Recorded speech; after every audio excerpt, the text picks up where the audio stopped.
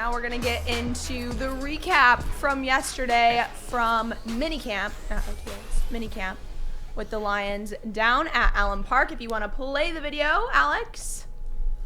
Down at Allen Park for the final day of Minicamp. I'm Gabrielle Dee Phillips, the Woodward Sports Lions beat reporter, here to cover all Lions season. Now, we kicked off the day with Dan Campbell speaking to his open door policy that he holds with his players and staff here at the facility. Something on your mind, we'll shut the door and get it off your chest. And because to me, like for me personally, I'm pretty good about, man, I don't hold a grudge. And if I feel like I'm going to, that's why I'm going to get it out to you. I will call you to my office and I'll get it off my chest so that I don't have resentment. And I would expect them to do the same to me. We also had the chance to speak with several players after the practices wrapped up. Here are a couple of the key takeaways. A lot of guys understand who they are right now. I think they just see that we got a good team put together, a lot of fire, but you got to be able to play with each other and understand who's next to you and behind you, in front of you, and on the sideline. Like that, you. I got my dog back always. You know what boy. Yeah, boy. You feel me? I'm out. Good go. It's been a very healthy offseason, which has been nice for a change. I don't feel like I've had a ton of those personally. So to come out of OTAs feeling good, and then to be able to just go into training and not really have to worry about too much damage control, as far as my body's concerned, it's going to be nice. Well, first, I think I'll play BB, like in Madden or something. And then I'll probably just call my parents or something, so my grandma or somebody like that. But first, I'm playing Madden. I'm playing BB. Yeah. Now I know what you all want to see, the action out on the field. Don't worry, we have that for you too. Here's a sneak peek.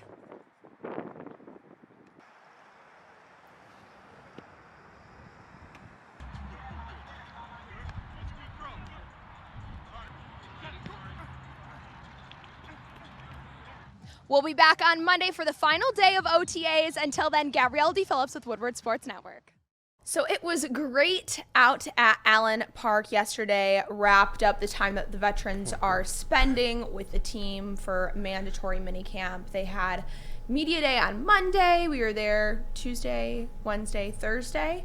Had a great opportunity to see what's happening. And I was telling Jeff and Adham earlier, the energy that they finished out with was really what you wanted to see. And I feel like it's the energy that you don't see until training camp. But you're seeing that now, and they seem to be clicking, and right. The chemistry is there. And one of my favorite takeaways from this week that we touched on is these players, when they're asked, who are you having chemistry with? Who do you work well with? Who are you clicking with on your line? They don't just list the people on their line.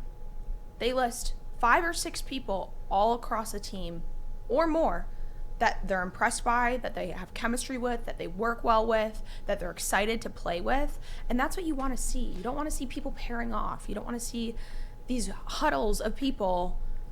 You want to see the whole team together as one unit. And that's what is already happening so early. Yeah, watching these videos and watching the coverage, you, Broder, and Noah being down there with his footage too, what I've been noticing, the biggest difference is not just the defense, but the secondary, and you talked about it, the tight-knitness. You look at last year too, it felt like the secondary was just kind of figuring it out on the go. Like there wasn't a lot of camaraderie, chemistry. Like there were some guys that were friends, but Tracy was hurt. You had a lot of young players, rookies starting on your defense. Now this year you had some veterans, and you see the impact immediately. The chemistry off the field, that's so important for any secondary. The communication, and that was the biggest thing, right? That's why they fired Aubrey Pleasant. Everybody wasn't on the same page. I don't think you're going to have that question this year with this secondary, with now a new secondary coach, but also on top of that, the veteran players they've added.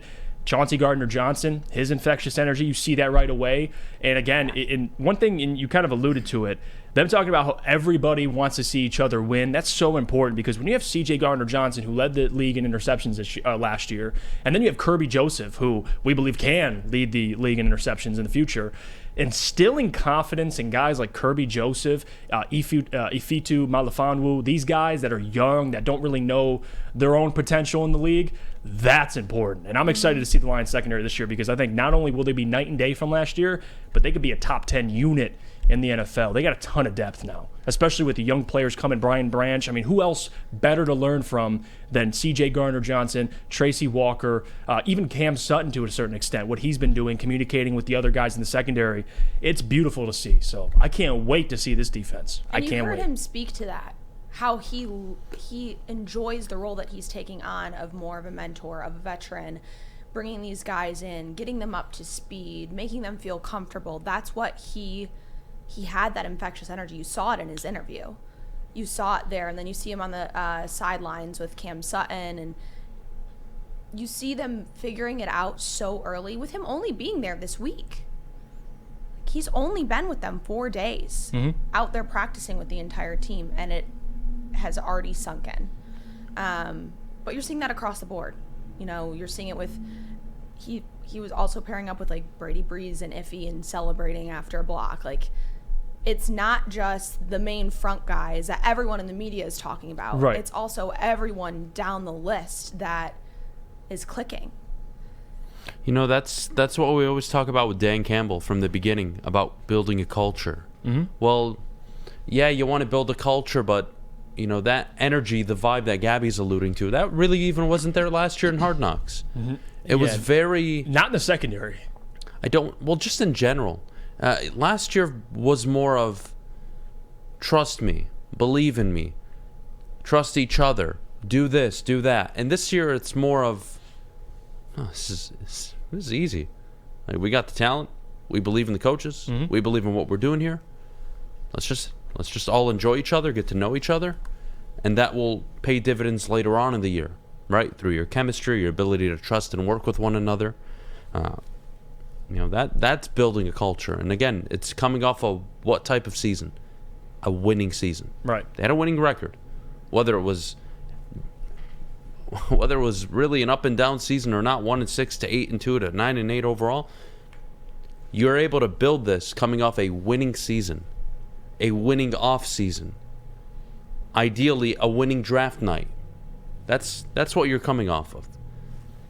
Credit to Dan Campbell. It's infectious, clearly. You saw even year one, it kind of working, but you don't get to see, I think, to the level Gabby's talking about. Right. Until you start winning, and they kind of did it last year, and now they can really do it at a high level this year. And we talk about that. You could talk about building a culture, but building a culture comes with winning. You got to win games for a culture to be really instilled and everybody to believe in that culture. The other thing with Dan Campbell, we talked about this last year after Hard Knocks, allowing Calvin Shepard to keep his hair, like letting guys be themselves. Dan is so good at that. Wait, he allows what? everybody else to be themselves. What? Calvin Shepard said he thought about cutting his hair just to get the job, and Dan's like, no, be you. You don't need to cut your hair. You didn't know this? No.